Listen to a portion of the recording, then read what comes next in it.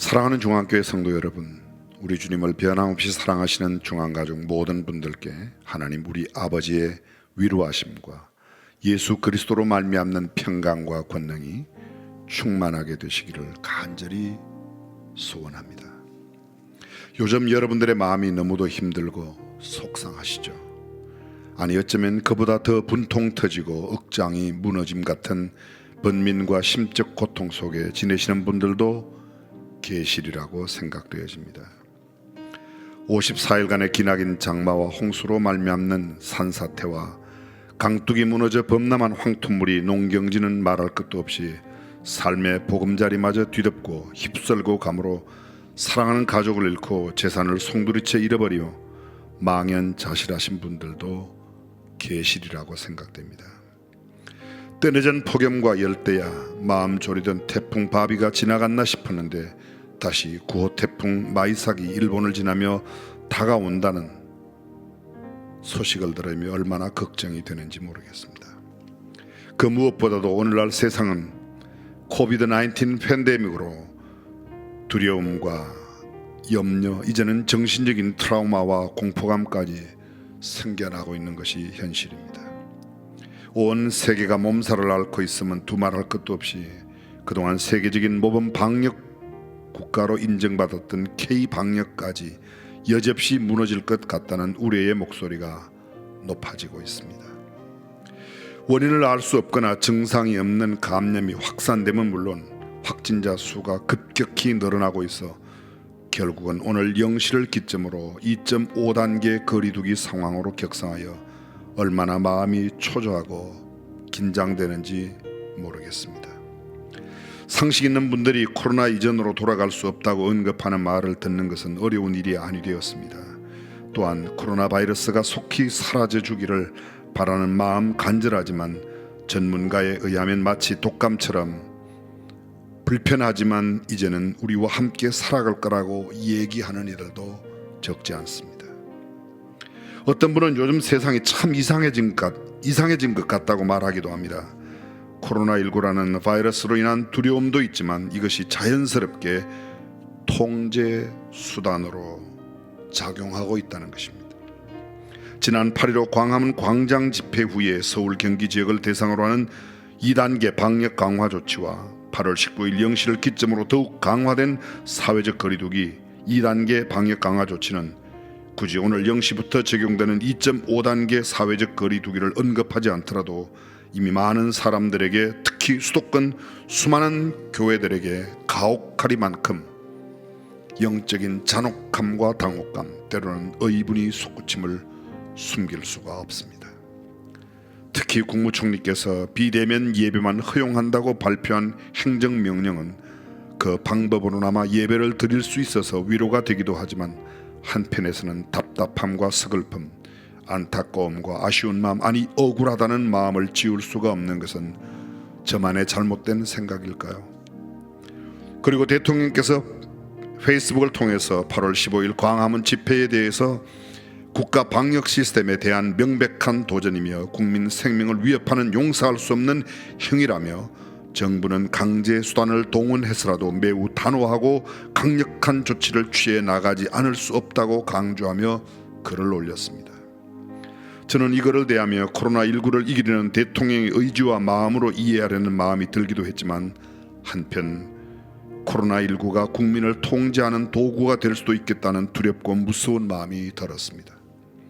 물론 국가의 수반으로서 막중한 책무를 맡은 대통령과 중앙재난안전대책본부장인 국무총리, 방역을 책임지고 있는 주무장관과 질병관리본부의 관계자 및 일선에서 누구보다 경무에 시달리는 의사, 간호사 등 의료진의 고충과 노고를 어찌 다 헤아릴 수 있겠습니까?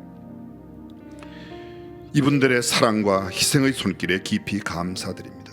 아울러 이미 사랑하는 가족을 떠나보낸 분들과 이미 지금도 투병과 격리 중에 어려운 시간을 보내는 분들에게 우리 하나님의 위로와 치유의 은총이 크게 임하시기를 간절히 기도합니다. 현재 코로나19는 무증상 감염자들이 많아졌고 알게 모르게 지나가는 사람들이 많아졌다고 합니다. 중요한 것은 이런 시대적 상황에서 교회가 직면한 현실입니다. 우리 교회는 예배 공동체인데 그 예배를 통제받고 있다는 것이 현실로 다가왔습니다. 교회 건물은 다른 말로 예배당이라고 부릅니다. 왜입니까? 교회 공동체가 함께 모여 예배를 드리는 것이 교회의 본질인 까닭입니다. 예배란 무엇입니까? 예배란 예도 예자를 쓰고 절배자를 써 섬긴다는 뜻으로 규례에 따라 규정된 장소에서 드리는 예배 의식입니다. 영어로는 worship이라고 말합니다. worth라는 단어와 ship, 가치가 있는, 그리고 신분을 나타내는 ship이 합성어로 이루어졌습니다. 두 단어의 합성어, 예배란 하나님을 향한 존경과 경외심이 수반된 엄숙한 행위입니다. 기독교에서 예배란 하나님을 의식하며 전 인격에서 우러나오는 경외심을 가지고 경배하고 하나님의 높으심과 그 은총을 찬양하며 섬기며 순종하고 우리를 구원하신 구원의 은총에 대한 감사에 대한 반응의 행위로 하나님 앞에 드리는 모든 예절을 예배라 합니다. 웨스트민스터 소요립 문답에서는 기독교는 예배하는 교회를 통하여 개성되어진다고 말하고 있습니다. 예배를 통해 하나님과 인격적으로 만나며 성도의 공동체를 통해 삶으로 재현되어지는 것입니다. 그러니까 비대면 예배란 어쩔 수 없는 상황이긴 하지만 사실상 은밀한 의미에서의 반토막 예배라고 할 수밖에 없습니다. 예배란 하나님을 섬기는 일이고 성도가 만나서 서로 사랑의 교제를 하는 일이 포함되어 있다는 이 본질을 성도라면 누구도 잘 알고 있으며 지켜야 될 것입니다. 공무원을 영어로 말할 때 civil servant라고 말합니다. 이는 섬기고 봉사하는 직분이라는 뜻입니다. 완장차고 주인을 죽창으로 죽이고 세도를 부리고 끌어내리듯 어시되던 옛날 사람들이 아니라는 것입니다. 그동안 6만의 한국교회는 어떤 공공기관보다 앞장서서 철저히 방역하고 잘 대처해 왔습니다. 교회는 비율과 통계상 그 어떤 시설이나 기관보다 결코 안전에 소홀하지 않았습니다. 그런데 세상 여론은 교회를 감염 위험자로 낙인을 찍고 있으며 성도들과 교회를 싫어하게 만들고 있습니다. 우리는 이것이 영적 전쟁임을 자각하고 지혜롭게 이 상황을 이겨내야 합니다. 코로나를 너무 두려워하지 마십시오.